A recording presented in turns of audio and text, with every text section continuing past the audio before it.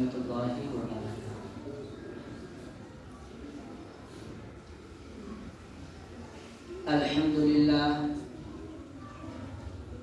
الحمد لله نحمده ونستعينه ونستغفره ونؤمن به ونتوكل عليه ونعوذ بالله من شرور أنفسنا ومن سيئات أعمالنا، من يهده الله فلا مضل له ومن يضلله فلا هادي له، ونشهد أن لا إله إلا الله وحده لا شريك له، ونشهد أن سيدنا وسندنا ونبينا ومولانا محمدا عبده ورسوله. أما بعد فأعوذ بالله من الشيطان الرجيم. بسم الله الرحمن الرحيم. ولتكن منكم أمة يدعون إلى الخير ويأمرون بالمعروف وينهون عن المنكر وتؤمنون بالله. وقال الله تبارك وتعالى في مقام آخر: كنتم خير أمة أخرجت للناس تأمرون بالمعروف وتنهون عن المنكر. قال الله تبارك وتعالى: ومن أحسن قولا ممن دعا إلى الله وعمل صالحا وقال إنني من المسلمين. قال النبي صلى الله عليه وسلم: من رأى منكم منكرا فليغير بيده، فإن لم يستطع فبلسانه، فإن لم يستطع فبقلبه، وذلك أضعف الإيمان. صدق الله مولانا العظيم وصدق رسوله النبي الكريم، ونحن على ذلك لمن الشاهدين والشاكرين، والحمد لله رب العالمين. میرے واجب الاحترام، قابل عزت احترام بزرگوں، بھائیوں اور دوستوں، ابھی میں نے آپ حضرات کے سامنے قرآن کریم کی آیات تلاوت کی، جس کے اندر اللہ رب العزت ارشاد فرماتا ہے کہ تم میں ایک جماعت ایسی ہونی چاہیے جو لوگوں کو بھلائی کی طرف بلائے، اچھائی کی طرف بلائے اور برائی سے روکے، یعنی امر بالمعروف کا حکم کرے اور نہی عن المنکر سے لوگوں کو روکے۔ اور دوسری آیت کے اندر اللہ رب العزت نے فرمایا: تم بہترین امت ہو، لوگوں کے فائدہ کے لیے بھیجے گئے ہو، اور تم اچھی باتوں کا حکم کرتے ہو اور برائی سے روکتے ہو۔ تیسری آیت کے اندر اللہ رب العزت نے فرمایا کہ اس سے بہتر کس کی بات ہو سکتی ہے جو لوگوں کو اچھے کاموں کی طرف بلاتا ہے، اللہ کی طرف آنے کو دعوت دیتا ہے۔ میرے محترم بزرگوں، دوستوں، اور احادیث مبارکہ جو میں نے پڑھا، اس کے اندر اللہ کے نبی صلی اللہ علیہ وسلم نے فرمایا کہ جب تم کوئی برائی کو ہوتے ہوئے دیکھو تو تم اس کو روکو۔ آگے فرمایا کہ جب تم ہاتھ سے اس برائی کو نہیں روک سکتے، تم اپنی زبان سے اس برائی کو روکو۔ اگر زبان سے روکنے کی طاقت نہیں تو ذالک ضعف الایمان، کہ اپنے دل سے اس کام کو، اس برائی کو غلط سمجھو۔ اگر انسان اس برائی کو، اس کام کو غلط نہیں سمجھے گا تو اس کا ایمان باقی نہیں رہتا۔ میرے محترم دوستو، آگے اللہ کے نبی صلی اللہ علیہ وسلم دوسری حدیث میں ارشاد فرماتے ہیں کہ کلکم راع وکلکم مسئول عن رعیتہ، کہ تم سب کے سب نگہبان ہو، تم سب کے سب ذمہ دار ہو، تم سب سے اپنے ذمہ داری کے بارے میں پوچھی جائے گی کہ تو نے اپنی اولاد کے بارے میں کیا فکر کیا۔ بادشاہ اپنی رعایا کے بارے میں ذمہ دار ہے، اپنے غلام کے بارے میں ذمہ دار ہے، اپنے نوکر کے بارے میں ذمہ دار ہے کہ اس سے اس کے غلام کے بارے میں، اس کے نوکر کے بارے میں، اس کے خادم کے بارے میں پوچھی جائے گی۔ بیوی اپنے بال بچوں کے بارے میں ذمہ دار ہے، شوہر اپنے بیوی اور بچوں کے بارے میں ذمہ دار ہے۔ شوہر سے پوچھی جائے گی کہ تو نے اپنے بیوی کی فکر نہیں کیا، تو نے اپنے بال بچوں کی فکر نہیں کیا۔ آگے اللہ تبارک و تعالیٰ قرآن کریم میں فرماتا ہے، یا ایھا الذین آمنوا قوا انفسکم واہلکم نارا، اے ایمان والو اپنے آپ کو اور اپنے اہل و عیال کو بچاؤ۔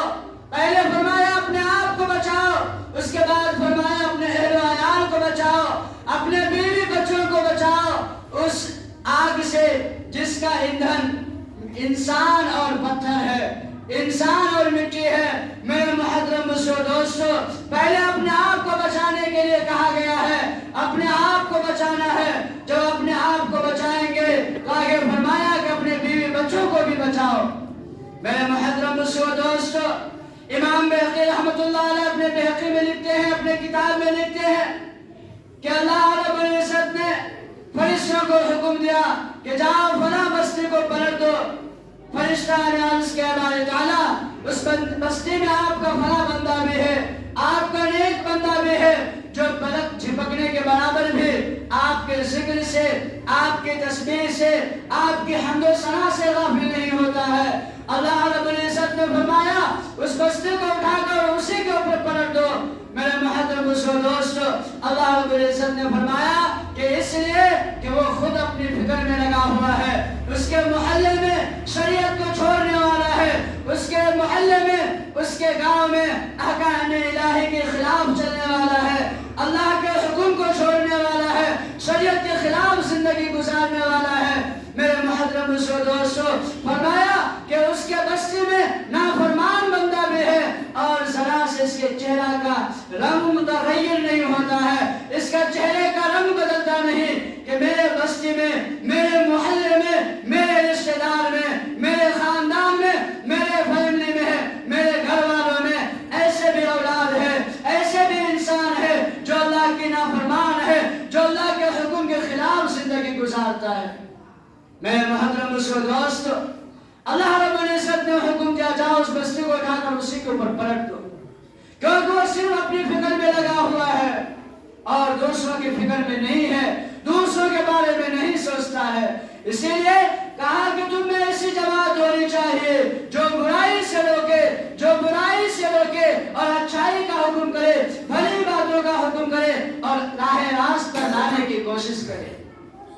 میرے محترم دوستو، ابھی ہمارے اندر جو جماعتیں ہوتی ہیں، اللہ کے بندے اللہ کے بچھڑے ہوئے بندوں کو اللہ سے ملانے کی کوشش کرتا ہے۔ میرے محترم دوستو، یہ بہت بڑی کام ہے، یہ انبیاء علیہ السلام والا کام ہے۔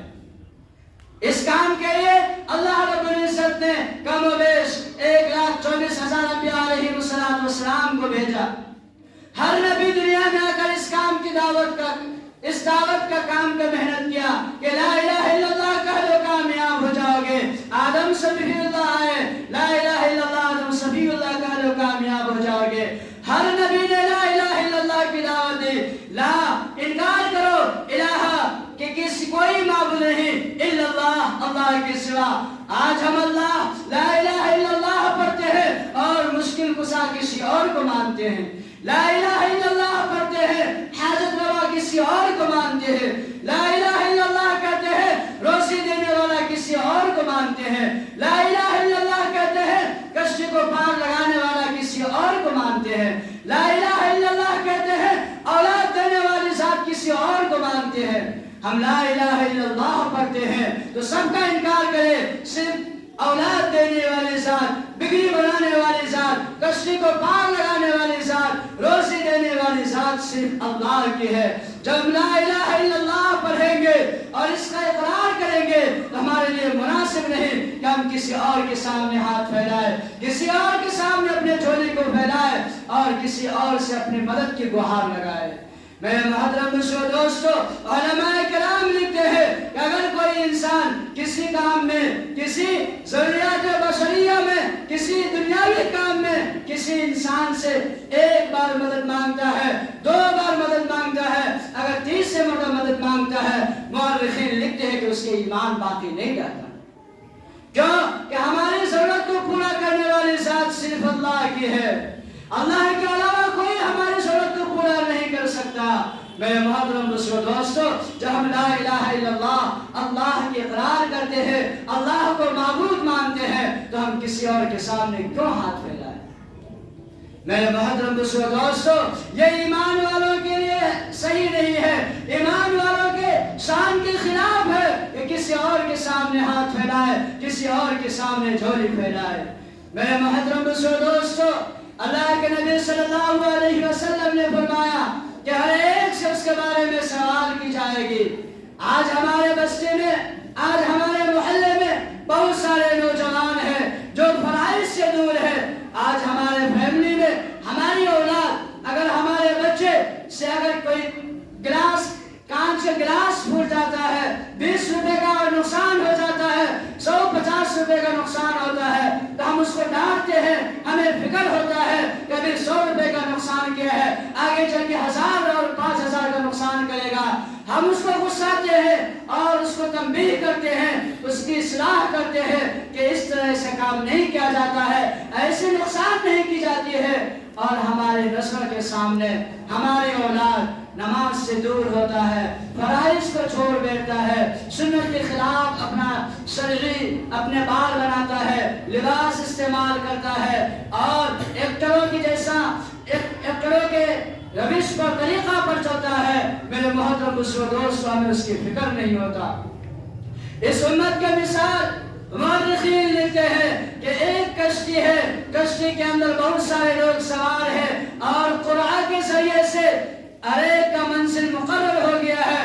کچھ لوگ اوپر والے منزل پہ ہیں، کچھ لوگ نیچے والے منزل پہ ہیں۔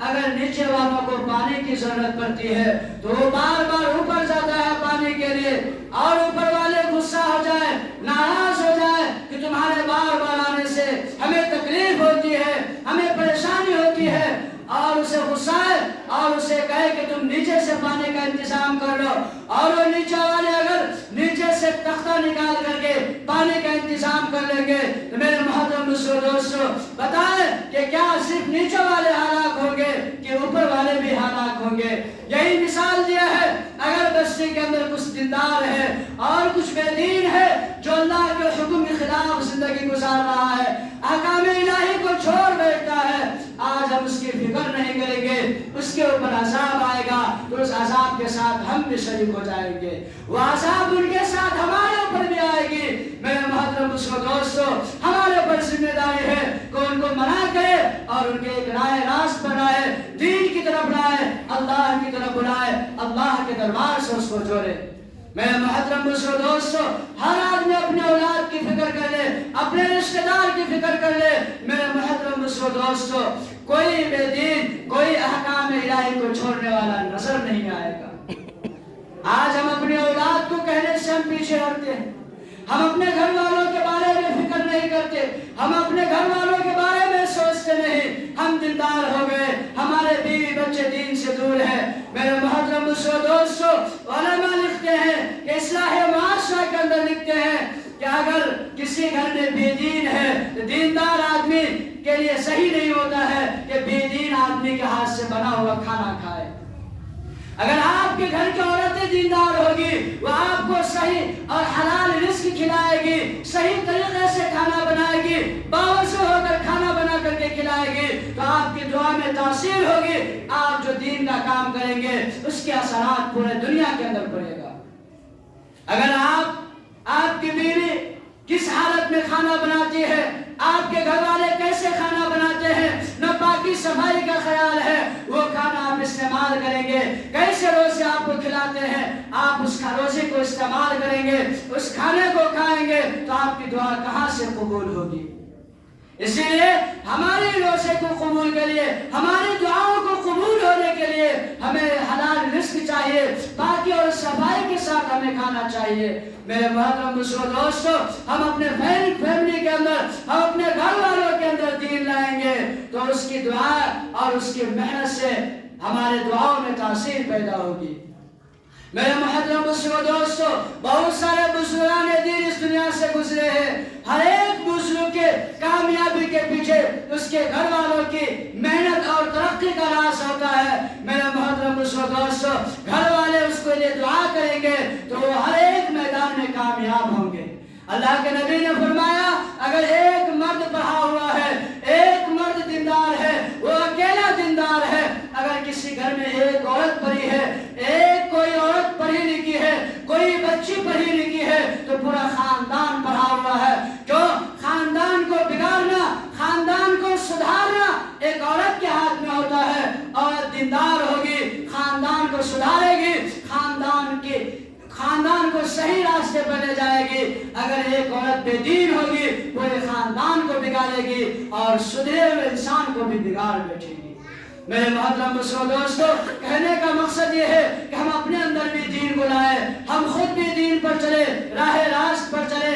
ہم اپنے اہل و عیال، اپنے گھر والوں کے بھی بارے میں فکر کریں اور اسے بھی دین کے اوپر لائے، راہ راست پر لائے. اللہ تبارک و تعالیٰ ان کہی ہوئی باتوں پر ہم سبوں کو عمل کی توفیق عطا فرمائے. آمین. وآخر دعوانا ان الحمد للہ رب العالمین.